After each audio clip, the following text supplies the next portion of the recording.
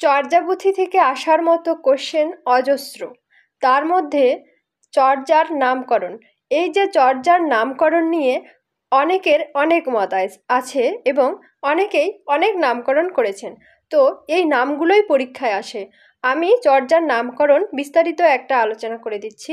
এখানে থেকে তোমরা তোমাদের প্রয়োজন মতো অংশটুকু টুকে রাখবে। চর্যাচর্য বিনিশ্চয়, এই নামকরণটি করেছেন হরপ্রসাদ শাস্ত্রী। তিনি যখন চারটি পুঁথি একসঙ্গে বা চারটি গ্রন্থ একসঙ্গে প্রকাশ করছেন, তখন ডাকার্ণব, সরহচার্যের দোহা, কৃষ্ণাচার্যের দোহা, এই তিনটির সঙ্গে চর্যার পুঁথিটির নামকরণ করেছিলেন চর্যাচর্য বিনিশ্চয়। এই নাম আর অন্য কোথাও পাওয়া যায় না।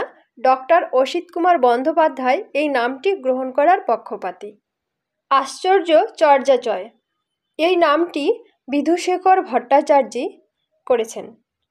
পুঁথির বস্তু নির্দেশক শ্লোকে এই নামটি রয়েছে, যদিও নাম হিসাবে নয়, সাধারণ বাক্যাংশ হিসাবে রয়েছে, তাই তিনি এই অংশটিকেই নাম বলে ধরে নিয়েছেন।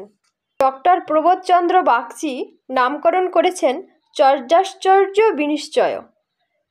এটি আবার কোথাও নাম হিসেবে তো নয়ই, কোনো বাক্যাংশ হিসেবেও পাওয়া যায় না। তারপরে একটা নাম আছে চর্যাগীতি কোষ, প্রবোধচন্দ্র বাগচি ও শান্তি ভিক্ষু এটি নামকরণ করেন।